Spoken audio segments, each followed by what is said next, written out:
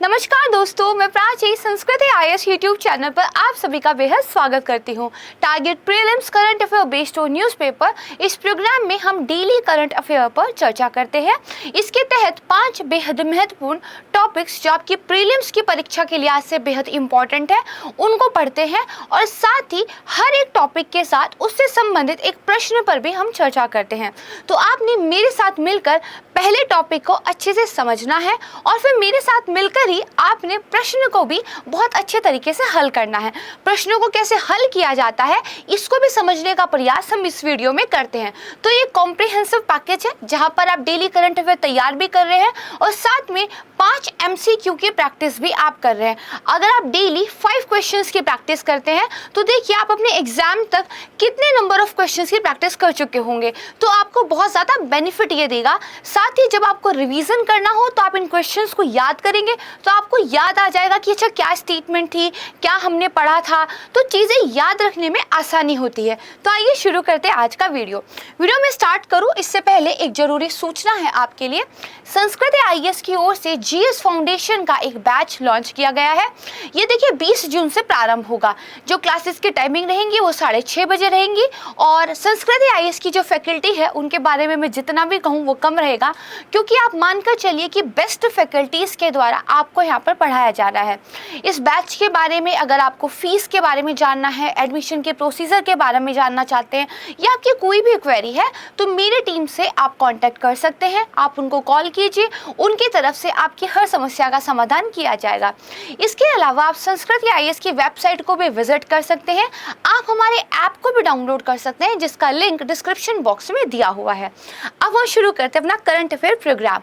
Screen पर हमारा आज का पहला टॉपिक देखते हैं जो कि है राज्य खाद्य सुरक्षा सूचकांक। अगर आपने कल का द हिंदू न्यूज़पेपर देखा होगा तो उसके फ्रंट पेज पर ये न्यूज़ आई थी कि जो तमिलनाडु है उन्होंने टॉप किया है फूड सेफ्टी इंडेक्स। तो इसके बारे में आइए पढ़ लेते हैं। क्या कह रहा है कि जो केंद्रीय स्वास्थ्य मंत्री हैं उन्होंने देखिए विश्व खाद्य सुरक्षा दिवस के अवसर पर भारतीय खाद्य सुरक्षा और मानक प्राधिकरण यानी कि जो आपका FSSAI है उसका चौथा राज्य खाद्य सुरक्षा सूचकांक जारी किया है। यहाँ से 2 बातें क्लियर होती हैं। पहली बात तो ये जो फूड सेफ्टी इंडेक्स है ये कौन सा है, चौथा है। दूसरी बात कौन सी आपको पता चली कि इसको कौन रिलीज करता है, तो FSSAI जो है इसको रिलीज करता है, उसका ये सूचकांक है, राइट। तो इसको ध्यान रखिएगा। फिर क्या कह रहा है कि इस दौरान देखिए जब ये इंडेक्स जारी किया गया इस दौरान कुछ पहले भी जो है शुरुआत की गई। कौन कौन से पहले, ईट राइट। देखिए ये कैंपेन गवर्नमेंट की तरफ से चल रहा है कि अच्छा खाइए, आपको नॉलेज हो कि जो आप अपनी बॉडी के अंदर डाल रहे हैं वो कैसा है। तो ईट राइट एक कैंपेन चल रहा है। इसी कैंपेन का उन्होंने रिसर्च अवार्ड और ग्रांट्स जो है उसका फेज द्वितीय इसको लॉन्च किया है। ईट राइट का क्रिएटिविटी चैलेंज इसका फेज 3 जो है उन्होंने शुरू किया है। ये विश्वविद्यालय स्तर पर एक प्रतियोगिता होती है, राइट। इसके अलावा आयुर्वेद आहार के लिए एक लोगो भी सरकार की तरफ से लॉन्च किया गया है। तो थोड़ा सा बस आइडिया हो कि ये कुछ चीज़ें भी गवर्नमेंट की तरफ से चल रही है, राइट। इसके बाद देखिए जो FSSAI है जो हमारा फूड सेफ्टी इंडेक्स है, इसकी जो शुरुआत हुई थी वो 2018-19 में हुई थी ताकि देश में जो फूड इकोसिस्टम है, खाद्य पारिस्थितिकी तंत्र है, उसके बारे में प्रतिस्पर्धी और सकारात्मक बदलाव लाया जाए। देखिए अगर आप स्टेट को रैंक देंगे, बताएंगे किसने टॉप किया है, किसने पिछले साल से अच्छा किया है, किसने बुरा किया है, तो राज्य अपने और बेहतर चीज़ें करने की कोशिश करेंगे। तो मान लीजिए हम फूड सेफ्टी इंडेक्स निकाल रहे हैं तो राज्य सरकारों की तरफ से अपने यहाँ खाने पीने की ज़्यादा बेहतर जाँच वो लोगों की तरफ से की जाएगी, लैब वगैरह वो लोग बनाएंगे। तो एक तरीके से कॉम्पिटिटिव फेडरलिज्म को लेकर भारत सरकार अभी चल रही है जिसमें अलग अलग इंडेक्स गवर्नमेंट की तरफ से, नीति आयोग की तरफ से रिलीज किए जाते हैं जिसमें हमारे जो सारे राज्य हैं वो आपस में कंपटीशन करते हैं, राइट। तो ये आप समझ गए।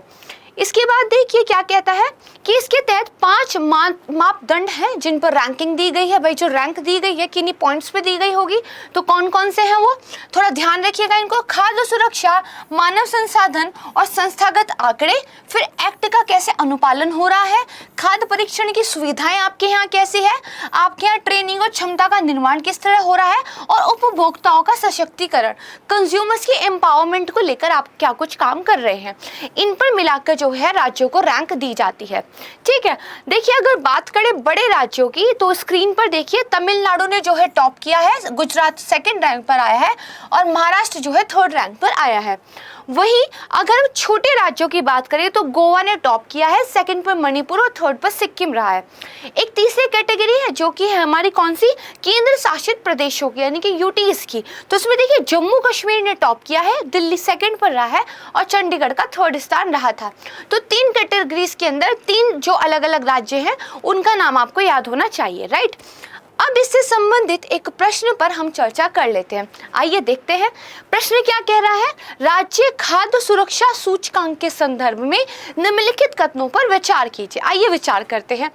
देखिए जो हमारा SFSI है इसकी फुल फॉर्म क्या हुई, state food safety index, right.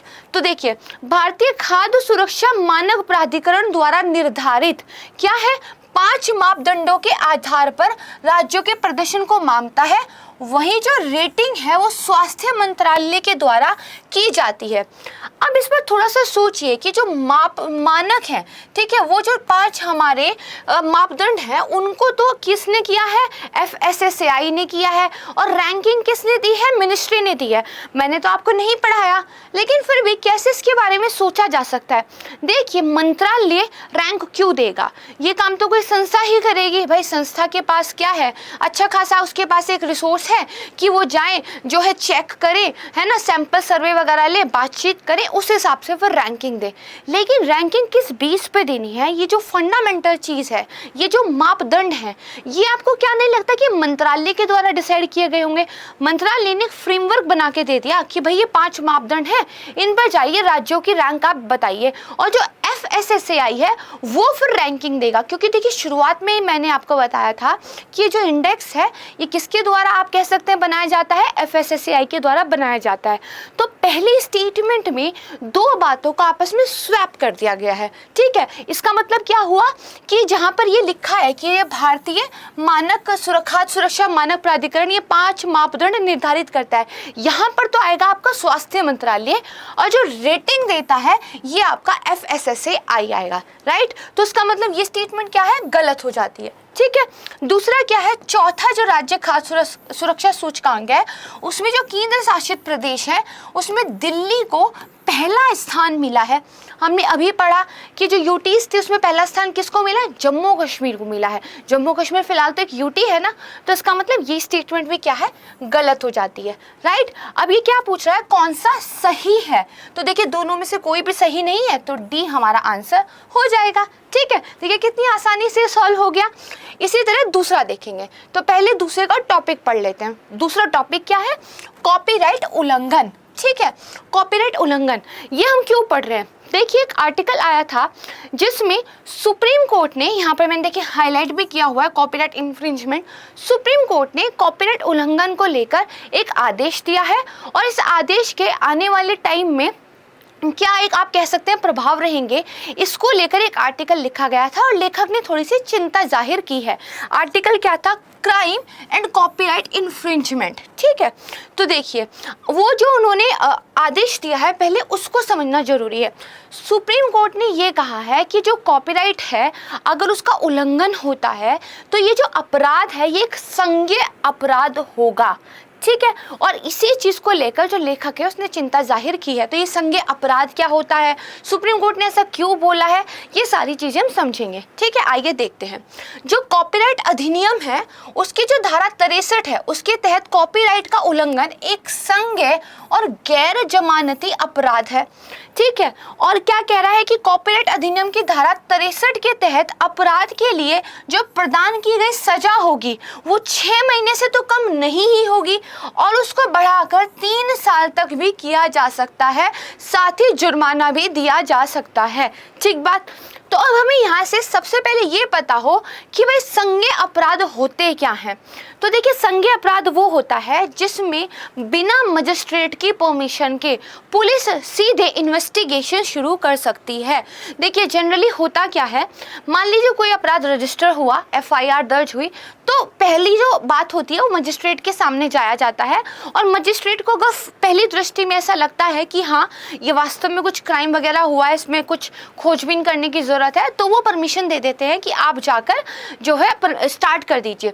जो ये प्रक्रिया है ये असंज्ञेय अपराधों में होती है।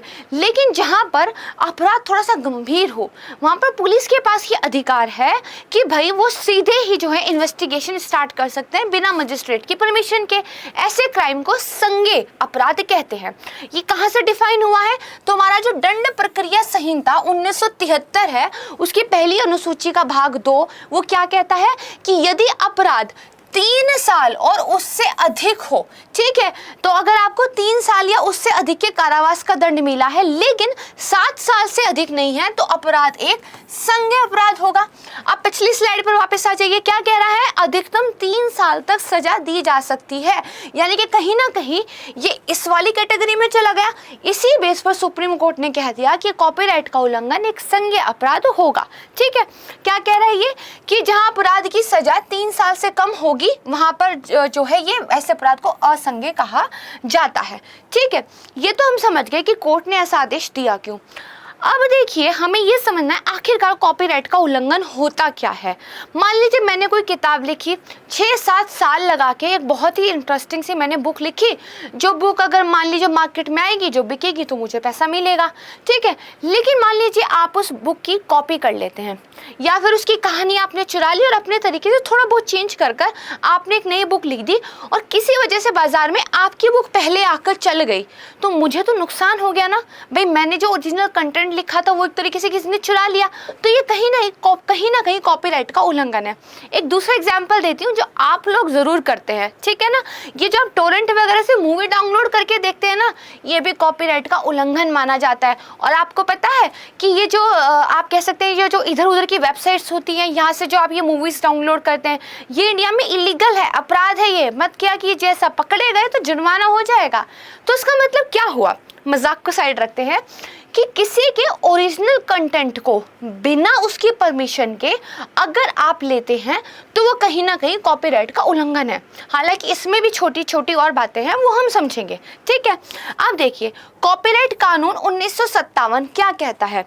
ये कहता है कि जो ओरिजिनेटर है, जिसने ओरिजिनली कोई चीज़ बनाई है, कोई पेंटिंग, कोई बुक, कोई सॉन्ग, कोई मूवी, राइट, उसके लिए देखिए अपनी जो रचना है उस पर फुल लीगल राइट है। यानी कि भाई अपनी बनाई हुई चीज़ पर आपको पूर्ण अधिकार है। आप जो मर्जी उसका करो, उसको बेचो, उसको फेंको, उसको रखो, दूसरे को परमिशन दे दो यूज़ करने की या मत दो, आपका पूरा का पूरा लीगल राइट रहेगा उसके ऊपर।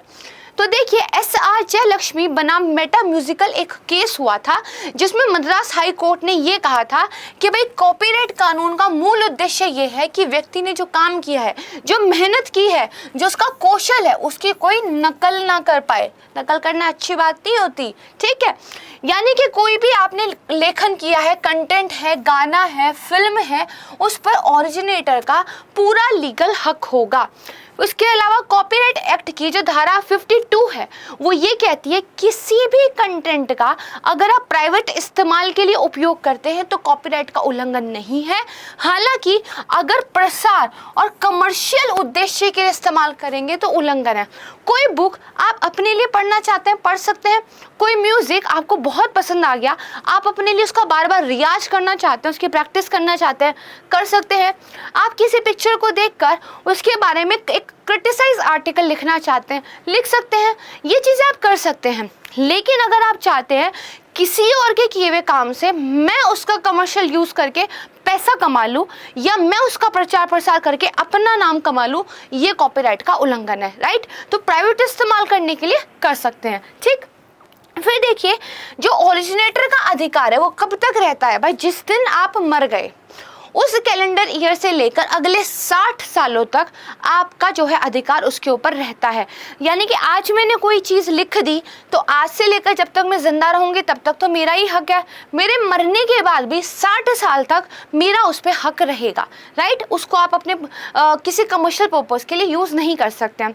अब एक चीज़ और, ये जो एनसीईआरटीज़ की कॉपी मिलती है मार्केट में, क्या ये कॉपीराइट का उल्लंघन है? जी हाँ, एक हद तक आप कह सकते हैं उल्लंघन तो है, लेकिन क्योंकि सरकार ने क्या कहा है कि एजुकेशनल पर्पस के लिए आप कुछ चीज़ें कर सकते हैं, जैसे करंट अफेयर अगर आपको पढ़ाना है या फिर आपको कोई ऐसा लेक्चर देना है जिसका एजुकेशनल पर्पस है, तो चीज़ों का आप यूज़ कर सकते हैं। इस तरह के कुछ अपवाद भी कानून के अंदर दिए गए हैं। लेकिन किसी की बुक को प्रिंट आउट करके छापना और फिर उसको बेचना, ये देखिए कॉपीराइट का उल्लंघन है। ठीक, समझ गए? तो आपको कॉन्सेप्ट ही क्लियर हो गई होगी। अब जब कॉन्सेप्ट हो गई है क्लियर, तो इस पे देखते हैं प्रश्न क्या कहता है कि कॉपीराइट अधिकार के संदर्भ में कुछ कथनों पर विचार कीजिए और असत्य कथन की पहचान कीजिए। इस तरह ना सर्कल करने की आदत डाल लीजिए, ठीक है। तो क्या कह रहा है, कॉपीराइट कार्यालय जो है वो कॉपीराइट रजिस्ट्रार के नियंत्रण में है और जो उद्योग और आंतरिक व्यापार संवर्धन विभाग के तहत आता है। ठीक है, देखते हैं भाई। तो इसको क्या है, होल्ड पे डाल देते हैं अभी। फिर कह रहा है अनिवार्य लाइसेंसिंग सरकार के द्वारा पेटेंट मालिक की सहमति के बिना पेटेंट किए गए आविष्कार का उपयोग, निर्माण, आयात, बिक्री करने के लिए संस्थानों को अनुमति प्रदान करना है। अगर आप मेरी वीडियोस रेगुलर फॉलो कर रहे हैं तो अनिवार्य लाइसेंसिंग आपको ज़रूर पता होगा। तो ये देखिए अनिवार्य लाइसेंसिंग की बाकायदा पूरी डेफिनेशन यहाँ पर दी हुई है, ठीक है। तो आपको ये पता होगा, सोचिए, इस पर भी सोचिए ये सही है कि गलत है। फिर क्या कह रहा है कि जो भारत है वो साहित्यिक और कलात्मक कार्यों के संरक्षण के लिए जो कन्वेंशन है जिसका नाम है बर्न कन्वेंशन, उसका सदस्य नहीं है। इसको भी सोचिए। फिर कह रहा है पेटेंट अधिनियम एक ज्ञात पदार्थ के नए रूपों को शामिल करने वाले आविष्कारों को पेटेंट करने की अनुमति नहीं देती है जब तक कि इसकी विशेषताएं महत्वपूर्ण रूप से भिन्न ना हो। इसको भी सोचते हैं। तो देखिए नीचे से स्टार्ट करते हैं, राइट। ये क्या कह रहा है, जो पेटेंट अधिनियम है वो आपको पहले से ज्ञात कोई पदार्थ था, हाइड्रोजन पहले से कोई ज्ञात पदार्थ है, उससे आपने कुछ छोटी मोटी चीज़ बना दी तो आपको पेटेंट करने का हक नहीं देता जब तक कि आप कोई ऐसी चीज़ ना बना दे जो बहुत ही महत्वपूर्ण रूप से उससे अलग है। तो ये बात बिल्कुल ठीक है, ऐसा ही है। तो ये क्या है, सही है। अब बात आती है बर्न कन्वेंशन की। क्या बर्न कन्वेंशन का भारत एक सदस्य है? तो जी हाँ, सदस्य है। और क्योंकि यहाँ पे नहीं बोला हुआ है तो ये स्टेटमेंट क्या है, गलत हो जाती है। फिर देखिए अनिवार्य लाइसेंसिंग की बात की गई है। अनिवार्य लाइसेंसिंग क्या होता है, देखिए आपके पास पेटेंट है, रखे रहिए, लेकिन अगर इमरजेंसी की कोई सिचुएशन आ जाए, सरकार को ये लगे कि हमें इस पर्टिकुलर चीज़ को उत्पादित करना ज़रूरी है, तो सरकार उससे वो पेटेंट का अधिकार लेकर दूसरी कंपनियों को भी ये हक दे सकती है कि आप भी इस चीज़ को बना लो, कोई दिक्कत की बात नहीं है। तो ये स्टेटमेंट भी यहाँ पर ठीक है। और ये बिल्कुल ठीक है कि देखिए जो कॉपीराइट का ऑफिस है वो हमारे रजिस्ट्रार के कंट्रोल में रहता है। और ये किस डिपार्टमेंट के अंदर आता है, तो उद्योग और आंतरिक मंत्रालय संवर्धन डिपार्टमेंट के तहत ये आता है। ये स्टेटमेंट भी ठीक है। असत्य पूछा गया है तो ये वाला जो है हमारा आंसर हो जाएगा, ठीक है। चलिए अब समझते हैं थर्ड चीज, बैड बैंक। ठीक है, बुरे बैंक, खराब बैंक। भाई ये क्या अजीब सी चीज़ है, आप जानते ही होंगे अगर मेरी वीडियो फॉलो करते हैं। तो देखिए what goes good in a bad bank, ये करके एक प्यारा सा एडिटोरियल आया था, इसको हम समझेंगे, ठीक है। तो देखिए वित्त मंत्री जो निर्मला सीतारमन है उन्होंने भी घोषणा की है, जो नेशनल एसेट रिकंस्ट्रक्शन कंपनी है और दूसरी इंडिया डेप्ट रेजोल्यूशन जो कंपनी है, ये मिलकर बैंकों से उनके जो खराब लोन है, जो बैड लोन है, उनका पहला सेट ले लेंगे और फिर उनको हल करने का क्या है, प्रयास करेंगे। ठीक बात। तो ये भैया हुआ है। तो बैड बैंक को जो स्थापित करने का निर्णय था, ये जो केंद्र सरकार है उसने पिछले साल जो बजट पेश किया था इसके दौरान ही ले लिया था। चर्चा काफी पहले से चल रही थी। तो देखिए भारतीय बैंकों की बैलेंस शीट में काफी एनपीए भरा पड़ा है। हमें पता है कि बहुत सारे खराब लोन हैं जो उन्होंने दिए हैं, अब उनको वापस नहीं मिल रहे। हालांकि इसमें कमी आई है, जहां ये हमारा 2018 में 11.2% था, वहीं अगर हम फाइनेंशियल ईयर 22 के क्वार्टर 2 की बात करें तो 6.9% हो गया। मतलब एनपीए में सुधार तो हो रहा है। लेकिन सरकार क्या कह रही है कि भाई हमें इसमें और बेटर करना है। तो सरकार एक कॉन्सेप्ट लेकर आई, उन्होंने कहा भाई जो भी आपके पास खराब लोन है वो आपके बस के तो है नहीं सॉल्व करने। तो हम क्या करते हैं, एक बैड बैंक के नाम से बना देते हैं कंपनी। वो कंपनी क्या करेगी, आपसे सारे खराब लोन खरीद लेगी, थोड़ा डिस्काउंट पे खरीद लेगी भाई, और फिर आपकी बैलेंस शीट हो गई क्लियर, क्योंकि आपको तो बैड लोन के बदले पैसा मिल गया ना, तो आपकी बैलेंस शीट हो गई क्लियर। अब आप फ्री हो, अब आप मार्केट में जाके लोन दो, आपका काम खत्म, बैंक हो गए क्लीन।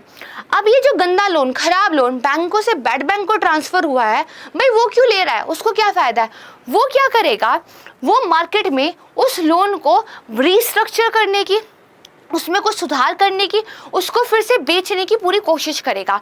और वो क्या करेगा, जितने में उसने खरीदा है उससे थोड़े ज़्यादा में जाके बेचेगा, तो उसका एक मार्जिन आ जाएगा और बैड बैंक भी क्या है, एक तरीके से कमाई कर लेगा।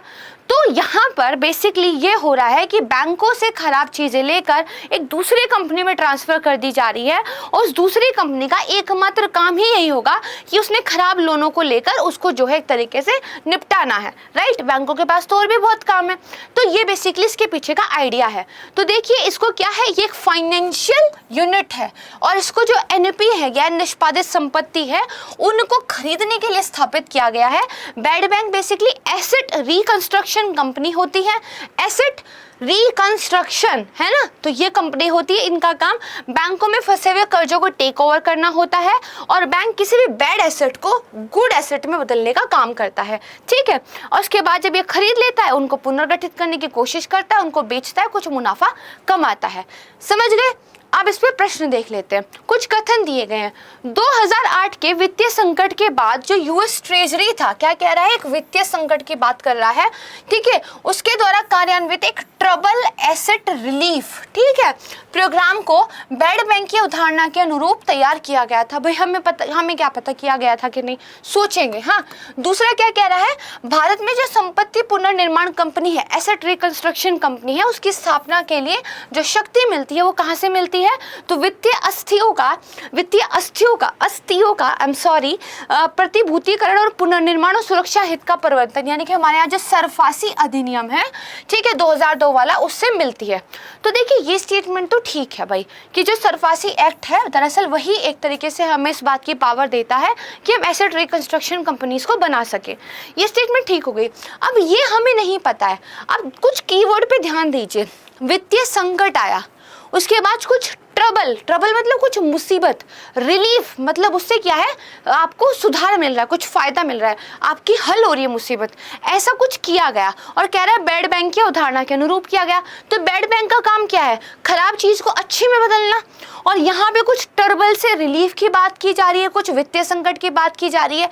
तो हो सकता है कि ये जो प्रोग्राम हुआ हो ये वास्तव में बैड बैंक की अवधारणा के अनुरूप हुआ हो। आपको नहीं भी पता होगा ना, तो भी कीवर्ड्स को पकड़कर आप इसको कर सकते हैं, राइट। तो इसका मतलब ये वाली क्या स्टेटमेंट है, ये भी हमारी स्टेटमेंट बिल्कुल ठीक है। ओके, तो ये क्या कह रहा है, कौन सा सही नहीं है, कौन सा सही नहीं है, तो ये भी सही है, ये भी सही है, तो मतलब उपरोक्त में से कोई भी सही नहीं है, डी हमारा आंसर हो जाएगा, ठीक।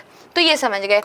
इसके बाद 4 टॉपिक, परमाणु आपूर्तिकर्ता समूह, यानी कि हमारा क्या है, एनएसजी। अभी देखिए एक हमारे जो मिनिस्टर हैं, ठीक है, जयशंकर, उनकी तरफ से क्या आया है कि जो इंडिया है वो एम कर रहा है एनएसजी को ज्वाइन करने का। क्या है भाई ये परमाणु आपूर्तिकर्ता समूह, देखिए 48 देशों का एक ग्रुप है। इसकी स्थापना हुई थी 1975 में। ये जो परमाणु हथियार बनाने में शामिल की जाने वाली जो परमाणु सामग्री होती है, उसकी आपूर्ति से लेकर नियंत्रण तक जो है इसके दायरे में आती है। यानी कि जो आपका न्यूक्लियर मटेरियल है, जो आपकी परमाणु सामग्री है, उसको ये कंट्रोल करता है ग्रुप, ठीक है। ये क्या कहता है कि भाई जिसने अगर हमारे ग्रुप का जो पार्ट नहीं है, या जिसने हमारी संधि वगैरह को साइन किया हुआ है, उसको परमाणु सामग्री की सप्लाई हम नहीं करेंगे, ठीक है। या तो आप फिर पर्टिकुलर कंट्रीज के साथ जाके समझौते करो, नहीं तो मुश्किल हो जाएगा। तो देखिए परमाणु आपूर्तिकर्ता समूह एक विशिष्ट ग्रुप है जो परमाणु प्रौद्योगिकी एवं विखंडनीय सामग्रियों के कारोबार से जुड़ा हुआ है, और साथ ही परमाणु हथियारों के अप्रसार से भी जुड़ा हुआ है, कि भाई अब कोई भी न्यूक्लियर वेपन नहीं बनाएगा, ये हमारा मोटो है, ठीक है।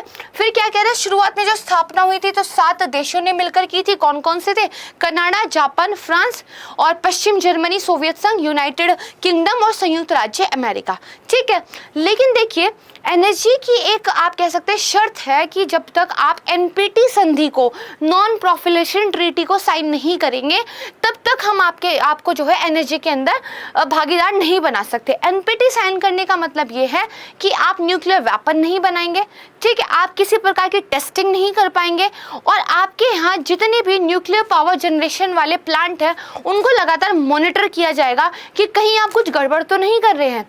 इंडिया देखिए इस ग्रुप का पार्ट बनना चाहता है क्योंकि हम अपने यहाँ परमाणु शक्ति को बहुत अच्छे तरीके से यूज कर रहे हैं, तो हमें परमाणु सामग्री चाहिए, राइट। लेकिन क्योंकि इंडिया एनपीटी भी साइन नहीं करना चाहता, तो इसीलिए कुछ कंट्रीज हैं जो इंडिया का विरोध करती है। तो कौन कौन से कंट्री है? तो देखिए चीन, इसका तो नाम आएगा ही आएगा, न्यूजीलैंड, आयरलैंड और ऑस्ट्रिया, ठीक है। ये 4 देश ऐसे हैं जो भारत का एनएसजी में शामिल होने का विरोध करते हैं, ठीक है, इतना आप समझ गए। इसके बाद देखिए, ये मैंने आपको बता दिया कि चीन कहता है क्योंकि आपने परमाणु अप्रसार संधि पर साइन नहीं किए इसलिए हम आपको शामिल नहीं करेंगे। भारत को क्या फायदा होगा? भारत अगर ग्रुप का जो है एक सदस्य बन गया तो ईंधन खरीदने की उसको क्या है अच्छी खासी छूट मिल जाएगी, ठीक है। ये देखिए एक मैप है, इसमें जो भी ये आपको थोड़ा कलर वाला कंट्रीज दिख रही है, ये सब जो है एनएसजी जो ग्रुप है उसके पार्ट है, और जो व्हाइट है वो नहीं है। तो यहाँ पे आप देखेंगे भारत, पाकिस्तान दोनों ही पार्ट नहीं है, ठीक है, इसको ध्यान रखिएगा। अब एक क्वेश्चन देख लेते हैं, कुछ कथन दिए गए हैं। परमाणु अप्रसार संधि परमाणु हथियारों का विस्तार रोकने और परमाणु टेक्नोलॉजी के किसी भी प्रकार के इस्तेमाल को रोकने के लिए सदस्य देशों पर बाध्य है। किसी भी प्रकार का इस्तेमाल रोकने के लिए, अब एक दिमाग लगाइए, अगर किसी भी प्रकार का इस्तेमाल रोका होता तो आज न्यूक्लियर पावर प्लांट हर कंट्री के अंदर है जो एनर्जी का उत्पादन कर रहे हैं, एक जो हम कहते हैं शांतिपूर्ण उपयोग कर रहे हैं न्यूक्लियर सामग्री का, वो पॉसिबल ही नहीं हो पाता, राइट। तो इसका मतलब ये स्टेटमेंट तो ठीक नहीं हो सकती। फिर कह रहा है संधि पर जो साइन कर देंगे वो भविष्य में परमाणु हथियार विकसित नहीं कर पाएंगे, और साथ में क्या है, अंतर्राष्ट्रीय परमाणु ऊर्जा एजेंसी जो है वहां पर एक ऑब्जर्वर के रूप में काम करेगी। ये बिल्कुल ठीक बात है भाई, अगर आपने साइन कर लिया तो वेपन्स तो आप नहीं बना पाएंगे, और क्योंकि आप वेपन ना बने इस चीज को लगातार फिर मॉनिटर करना पड़ेगा, ये ठीक है। तो कह रहा है कौन सा सही नहीं है, तो पहले वाला सही नहीं है, तो ए हमारा आंसर हो जाएगा, ठीक है। अब हम अपना आज का लास्ट का टॉपिक देखते हैं, क्या है, दिव्यांगजनों पर केंद्रीय सलाहकार बोर्ड। एक आर्टिकल आया कि जो एडवाइजरी बोर्ड ऑन डिसेबिलिटी है उसको रिकॉन्स्टिट्यूट ही नहीं किया गया 2020 के बाद से। कुछ एक्टिविस्ट थे, उन्होंने ये मुद्दा उठाया है कि भाई जो दिव्यांगजन हैं उनके लिए एक बोर्ड बनाने की बात की गई थी, बना भी था, 20 में उसका कार्यकाल खत्म हो गया, आपने उसको दोबारा बनाया ही नहीं। तो आइए समझते हैं। तो दिव्यांगजनों पर एक केंद्रीय सलाहकार बोर्ड जिसे दिव्यांग व्यक्तियों के अधिकार अधिनियम 2016 के तहत हर 6 महीने में मिलना अनिवार्य है, उसका पुनर्गठन नहीं किया गया। भाई आपने बोर्ड ही नहीं बनाया तो हर 6 महीने में फिर मिलेगा कौन, ठीक। क्या कह रहा है, जबकि जो बोर्ड है पिछला वाला उसका कार्यकाल नवंबर 2020 में समाप्त हो गया था। कितना कार्यकाल होता है? 3 साल का होता है, ठीक है। 2017 में जो कुछ सदस्यों को नॉमिनेट वगैरह करके इसकी स्थापना की गई थी। देखिए इसका 3 साल का कार्यकाल होता है, और ये विकलांगता पर राष्ट्रीय स्तर के सलाहकार निकाय के रूप में काम करने के लिए स्थापित किया गया था, ठीक है। जो विकलांग व्यक्तियों के अधिकार अधिनियम 2016 है उसके अनुसार पैनल का काम क्या होगा, नाम से पता चल रहा है कि जो हमारे दिव्यांगजन हैं उनका एम्पावरमेंट करेगा, उनके जो राइट्स हैं उनको सुनिश्चित करेगा, और साथ में उनके लिए एक पॉलिसी बनेगी, इस चीज के लिए गवर्नमेंट को क्या है, सलाह देगा, नाम ही सलाहकारी बोर्ड है, ठीक है। तो ये आप समझ गए। अब कुछ स्टेटमेंट देखते हैं, क्या कह रहा है, ये अधिनियम विकलांग व्यक्तियों के अधिकारों पर संयुक्त राष्ट्रीय सम्मेलन के दायित्वों को पूरा करता है जिसका भारत क्या है, एक हस्ताक्षर करता देश है। तो ये बात बिल्कुल ठीक है कि हमने एक जो राष्ट्रीय सम्मेलन है बेसिकली उसको साइन किया हुआ है, और उसमें बोला गया था कि दिव्यांगजन जो है उनके लिए आप अपने यहाँ पे कानून वगैरह बनाएंगे। तो ये स्टेटमेंट क्या हो गई, ठीक हो गई। फिर कह रहा है अधिनियम के अनुसार जो विकलांगता के आधार पर किसी भी दिव्यांगजन व्यक्ति के साथ आप भेदभाव नहीं कर सकते, बशर्ते एक अपवाद है कि अगर आप ये सिद्ध कर दें कि जो आप काम कर रहे हैं, जिस काम के लिए आप भेदभाव कर रहे हैं, वो एक वैध उद्देश्य को प्राप्त करने का समानुपातिक साधन है। यानी कि आप जो है दिव्यांगजनों को बिल्कुल समान मानेंगे, लेकिन अगर आप भेदभाव कर रहे हैं, किसी पर्टिकुलर जॉब में उनको नहीं ले रहे हैं, कोई पर्टिकुलर काम नहीं करने दे रहे हैं, तो आपको ये सिद्ध करना पड़ेगा कि ऐसा जो है आप सही कर रहे हैं समानुपातिक साधन के अनुरूप। तो ये स्टेटमेंट भी क्या है आपकी, ठीक है, यहाँ पे पूछा है कौन सा सही है, तो आपका सी आंसर हो जाएगा। 1 और 2 दोनों हमारे सही हैं। तो ये क्वेश्चन आपने समझा। इसी के साथ हमारा आज का वीडियो भी देखिए समाप्त होता है। अगर ये वीडियो आपको अच्छा लगा है तो उसको लाइक ज़रूर कीजिएगा, और अगर आप मेरे चैनल पर नए हैं तो उसको सब्सक्राइब ज़रूर कीजिएगा। अच्छे से पढ़ाई कीजिए। थैंक यू, नमस्कार।